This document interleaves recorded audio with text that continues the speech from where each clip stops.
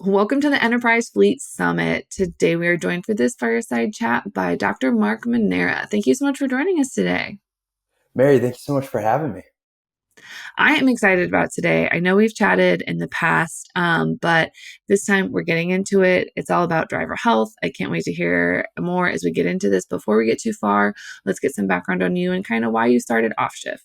Yeah, well, so my background is not in the trucking supply chain world at all. So I have a doctorate degree in physical therapy. 4 years ago, I was working in a PT clinic here in St. Louis, and in walked in a bunch of truck drivers. And it was my first time getting to know some drivers on a personal level, and also first time seeing what 20, 30 years behind the wheel can do to someone's health. And it just threw me down this rabbit hole, and I haven't looked back since. I absolutely love that. I also did not know that so many truckers went to physical therapy, but it makes sense because if you know your body needs work, physical therapy is going to be the answer for it. What if that's probably one of the weirdest places I've heard someone meet a truck driver. Well, you know what? It was in a really rural town, and there was a bunch of trucking. There was a bunch of warehouse people. It was actually a mining town as well. So I was working with just a bunch of industrial blue collar workers, and from a driver standpoint, there's some people who are having like total knee, total hip replacements, and also work comp claims as well. Yeah. Those are knee and hip replacements are all too common in trucking. Yeah. But kind of getting into that, why is it so challenging for drivers to maintain that healthy lifestyle on the road? Yeah, I mean, when you look at anyone trying to be healthy, we all, if you're in the office, if you're behind the wheel, whatever you're doing, we all have different barriers that set up that makes it more difficult for us to make our health a priority. And when you look at it from a driver perspective, you can break it down into people who are home every single night or even over the road drivers. But if you're sitting behind the wheel for 10, 11 hours a day, maybe you're working your shift 12, 13, 14 hours a day. The lack of time and then also being just mentally exhausted after you get done is a 1-2 punch that's really, really difficult to combat. And when you also have a person who, in general, oftentimes doesn't have someone in their corner who's helping them to be healthy, giving them a personalized suggestion, and also giving them the accountability and support they need, it's just really easy to put it on the back burner and just think about, okay, today I need to drive as many miles as I possibly can because I need to put food on my family's table, and I'm sacrificing, being out here so long for my family. So I might as well make the most of it. And you just do that day after day after day for 20, 30 years. And then all of a sudden, drivers are looking back and they're like, what the heck happened? And so that's one of the biggest barriers we see when we're talking to drivers and really trying to figure out, hey, how do you make this a priority? I mean, I've seen some. I mean, obviously, the easiest go to is that there's not, drivers are on time limits. They have certain delivery crunch times. And most of the time, you don't have time to stop and cook yourself a 30, 45-minute dinner or the space to do it. But, that means you fall to cheeseburgers or other things that fast food that isn't always the healthiest option. Like, yes, there are some healthier options you can choose, but also, I've even seen the rise since air fryers. I've seen a rise on like social media of people like going and getting things at Walmart because Walmart's pretty, truck parking friendly. And they go and get something to heat up in their air fryer. And I'm like, that is something I didn't even think about because an air fryer literally is like a mini oven that you can just tuck into a cabinet or pull out and plug in. And that opens up a whole host of other options that you can have for dinner. And I like that. It does take, but it does, like you said, it does take some planning and some coaching and just kind of some accountability of like, hey, like, yeah, a cheeseburger every now and then is not fine or not the end of the world, but kind of knowing your limits. Well, Walmarts are great. We also, with like Instacart and everything, people are getting groceries right to the truck stop. And also, I always tell these drivers that like that you say, there's nothing healthy at the truck stop. They only have fast food. And it's like, look, oftentimes, first off, you don't have to hate your life to live a healthy one, right? A cheeseburger every once in a while is not going to be the end of the world. But also, if you just go into every situation and you say, I'm going to make the healthiest choice I have available to me, you do that 3 times a day, over and over again. You're looking at 2 different people at the end of your career. And so for us, it's how do we empower drivers, educate them, show them, and give them some accountability around what's the healthiest option at the Love's truck stop, the TA, or or even the McDonald's attached to it? Yeah, instead of, I'm going to get four Snickers, maybe we'll get a yogurt, maybe we'll get a hummus, maybe we'll get something, Yeah. because there are some of those options. And some of those travel centers and truck stops have also kind of caught on and said, okay, we need to have some better options, not just for passenger cars, but for truck drivers as well.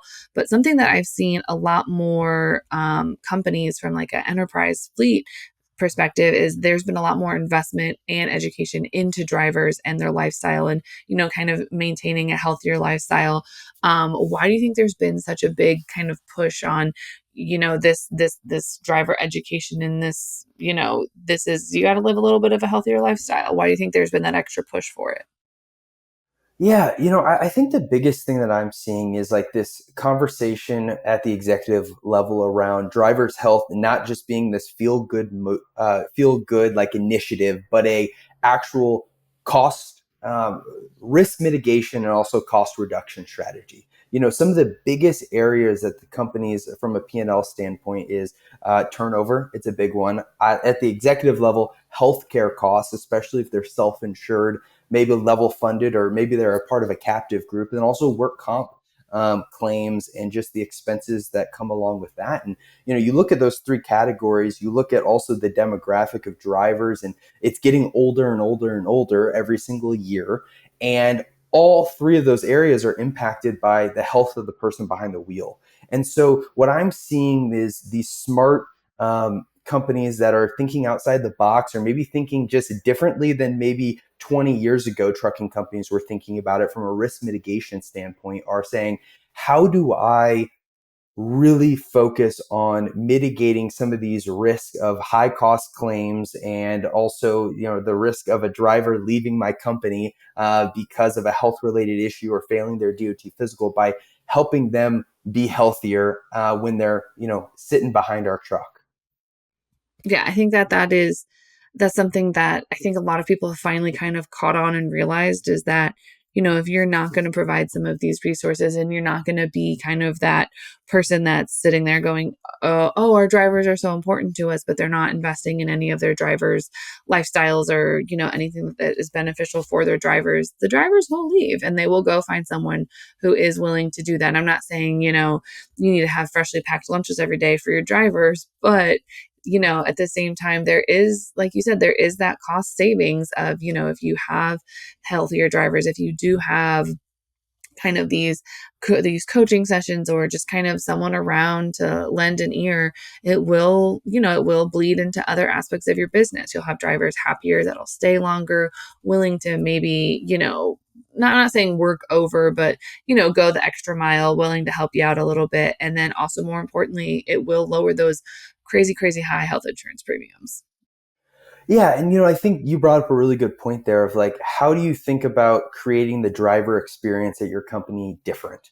And I think it's thinking about, how can you offer driver specific benefits? How can you get your drivers even engaged with health benefits? Because most of the time these health benefits are just collecting more dust throughout the year than actual usage. And it's because when you talk to a driver, they don't even know what's available to them outside of, this shotgun of information that's given to them during orientation. And then you probably don't even know what health benefits you have available to you at this point, right? And so it's, how can you give something that is, a part of their daily, weekly routine, and just getting them engaged with your culture and also a company initiative. And I think those types of touch points, along with finding ways to differentiate yourself in that driver experience, keeps a driver, when they see or they get a text message or see a bulletin of 10 cents more per mile, they're not just jumping for that driver bonus, because they actually have some skin in the game and they're a part of your company. Oh, 100%. And you see that kind of all the time, where, okay, well, I'm happy here, so I'm going to get some of my friends to come here. And drivers, I love drivers to till the end of time. They love to gossip. They love to gossip and they love to say who's bad, who's good. They've got an opinion on everything. Most of it's justified. But if you ever want to know what's happening, you just go call yourself some drivers and they will get to the bottom of any gossip within about 30 seconds. And but bad news spreads like wildfire. So if you have one of those companies that, everybody's like, oh, well, they're just there and they'll just put you through a meat grinder and everybody turns over 3 months later, then that's going to be infinitely harder for you to kind of combat that reputation. So it really does matter of like, no, we are invested in our drivers. We are invested in their future. But we're also not coming at you with a holier than thou approach of like, this is what you will do. It's just kind of a, nah, man, like, you can still go eat your cheeseburgers, but maybe eat like one less, or maybe don't eat six or don't drink like seven Mountain Dews while you're out there. Well, I think again, it's not a they win or your company wins. Like there can be, when it comes to getting your people healthier, it can be a win for everyone involved, right? And I think for drivers, when we talk to them and they work with our coaches and get onto our platform, something that we continually hear over and over again is, uh, I've never had anything like this before. Nothing that actually shows me how to do it out on the road. And it's because yeah, I know it's really it's amazing in that when we talk about retaining them and getting them, sticky in the program, when you have something that's personalized to them and actually fits into their day-to-day life, that's where drivers like they become your biggest cheerleader and the gossip starts spreading in that way. And so I completely agree with you. Yeah, it's one of those where it has to be kind of that, just the same way that like when open enrollment comes around to take advantage of those benefits, you kind of have to have that lowest barrier to entry of like, this is not an inconvenience, this isn't a whole thing, it's just here you go. What are some of the tips that you guys have found to really kind of get both the C-suite level and driver managers involved in kind of making sure that their drivers are taken care of, or that they do feel like their voices are heard when they're out on the road? Yeah, so I mean, I think the biggest one that I hear is offering something that is actually built for drivers and fits into their lifestyle, understands the culture, and also speaks the language. All of the health benefits that a lot of these trucking companies have, even available to offer to their employees, are all industry agnostic, which means, they were built for someone who works in a cubicle. They're great for the office staff, and then they're handed to drivers as an afterthought. And it's like, how are we going to get these people healthier if none of them are engaging and none of them are really excited and feel like the benefits are even like built for them, right? And so that's one aspect. And then the other aspect is having a constant communication about the benefits and about health. So often, these programs are put out, they're talked about it on January 1st because of, New Year's resolutions. And then maybe you talk about it during open enrollment, but, that's it. Right. And, when you talk about getting engagement and, you think about like the marketing of these engagements, when you're scrolling on Facebook, when you're scrolling on Instagram, it takes a company like 15 to 20 touch points of an advertisement for someone to actually go and buy their product. Why is it any different for any of these benefits? And so for us thinking about getting high engagement rates within your company, it's we want to be a part of your culture. We want to be a part of the conversation internally and just continually bring it up and position it as this is not big brother looking over your driver's shoulder and you have to do this, but this is what you get to do. And this is a benefit for you. And whenever you are ready to take the leap and make, some changes to your health, this is available for you and it's completely free. We're going to pay for it. And that type of position is how you get drivers engaged, keep them engaged, and also, retain them and get that goodwill of offering something that actually is a benefit to them and they're really excited.